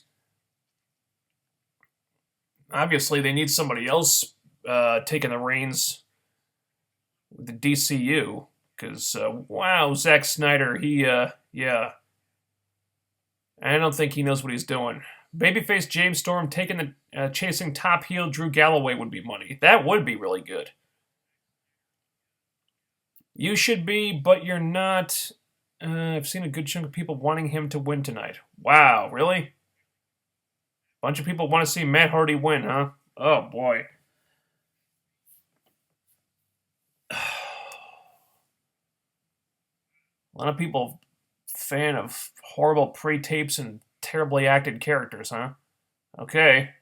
To each their own. A new Beer Money with EC3 and James Storm would be cool.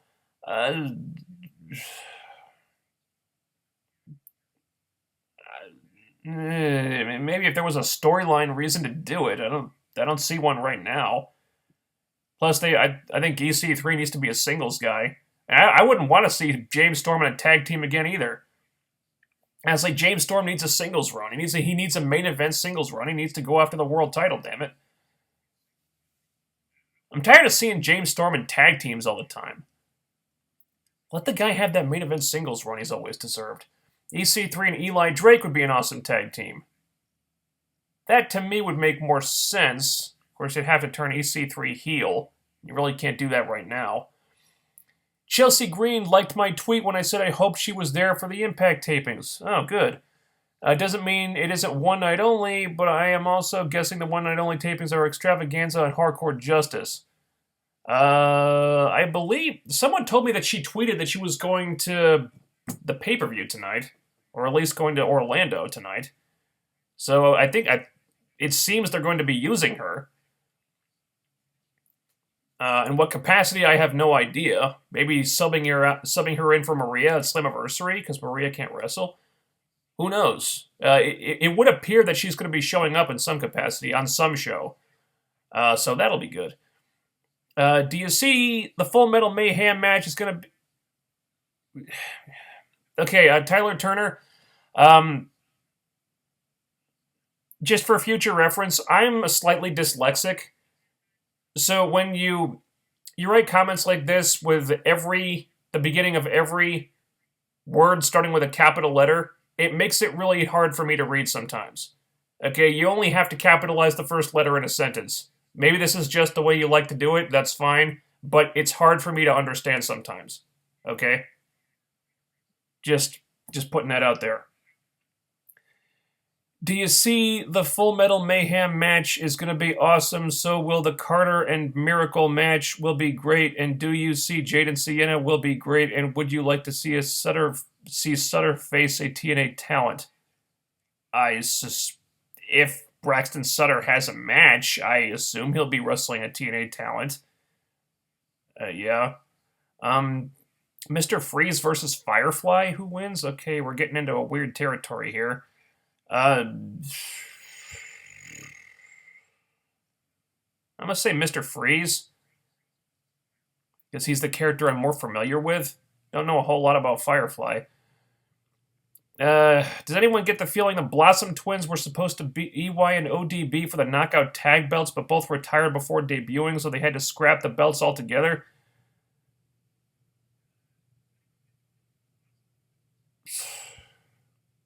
Trying to think. When exactly did the Blossoms retire?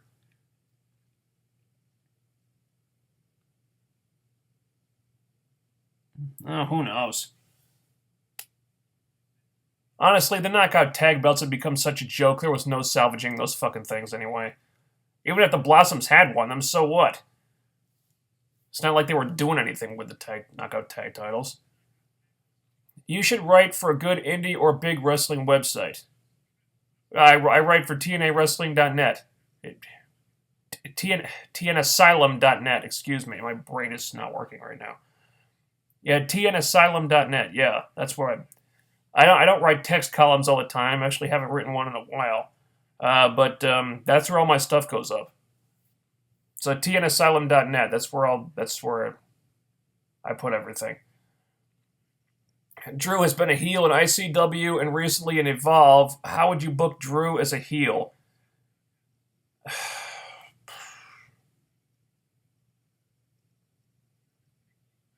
I understand he cuts some great promos as a heel. I'd probably, if there are any handcuffs, just take him off, let him go nuts on the mic. Oh, goddamn. Maybe change his persona a little bit. Maybe he's a little bit too much of a goody two-shoes. I'd get rid of that part. I don't know. I'd have to see some of his heel work on the indies to really form an opinion on that. Maybe make him more of a trash-talking heel.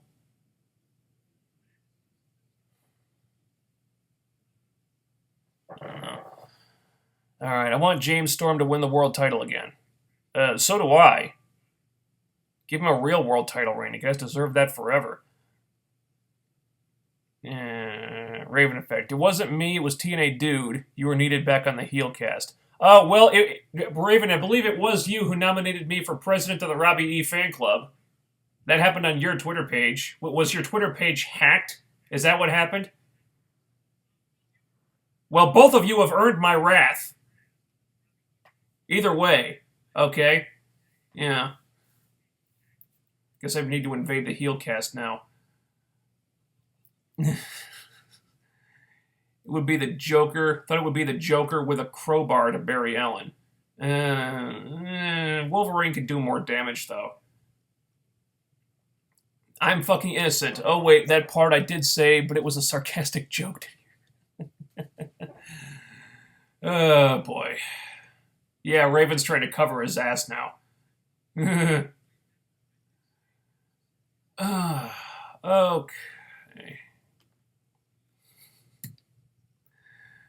Yeah, the next time I come on the HeelCast will be very interesting.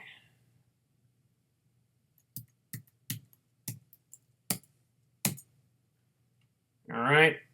Just get the last of these questions out of the way, and then we can wrap this thing up. Why not have Drew lose to Lashley, then have him lose the rematch, thus turning on Lashley and becoming the top heel? Kind of Christian, but not as fucked up as WWE did. That'll be one way to do it, I guess. I do think Drew needs to go heel at some point. I'm not sure if there's a place for it right now, because Lashley is doing really well. But at some point in the not-too-distant future, yeah, I think Galloway probably should go heel. Would be cool to see the Bound for Glory series back with a better concept. You know, in theory, the Bound for Glory series is a good idea. I don't know that they've ever really managed to pull it off well. There's too many people in it. It goes on for too long. Maybe if they shortened it, put less people in it, and had the whole thing take place over 2 months with maybe around 8 people, that would be all right. Again, in the past, it's always seemed like too big of a thing to be able for them to execute properly. I don't think they've ever managed to do it really, really well. But I do think the idea could work. It could be a good thing if they manage to pull it off properly. I suspect it might be too much planning for them to be able to do, though. We'll see. I wouldn't mind seeing it come back if they could do it well. Okay, I'm sorry about this question. If I got fired in any situation, and if Grado and Shera got a title shot, would you be pissed? And this would be a feast or fired thing. I would be mad. Would you feel bad for me? Oh, boy. More feast or fired questions, huh?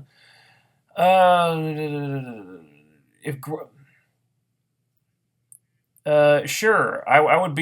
I would feel bad if you lost your job. Sure, I would. I would feel bad if Grado and Shera got a title shot because I don't want that to happen. I would be angry about that. Would I feel bad for you? Sure, if you lost your job. I don't want you to get fired. Why would I want you to lose your a way of supporting yourself? I wouldn't want you to lose your job. All these 12 people who gave my friend who gave me a downvote need to be punched in the face or dick. Okay.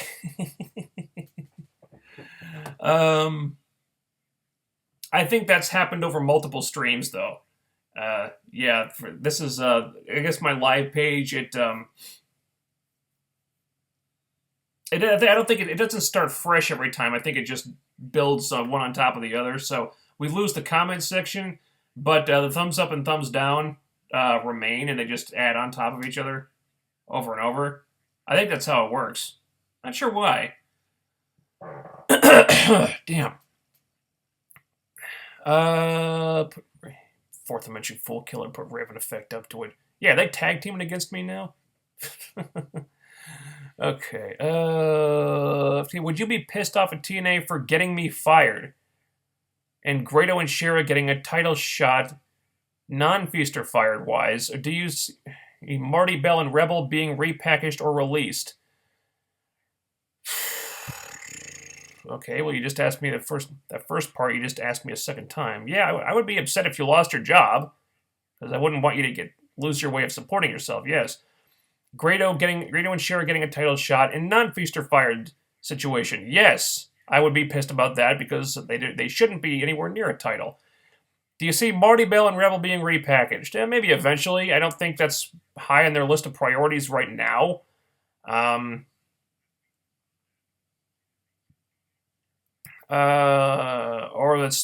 think them getting phased out is just as likely. I would like to see them get a shot at doing something, because they deserve a shot to prove themselves. Alright, guys, once I put the cutoff point in here, that's the point where we start to wrap things up, okay? So try to get your questions and comments in before I put that in. I put it in twice now.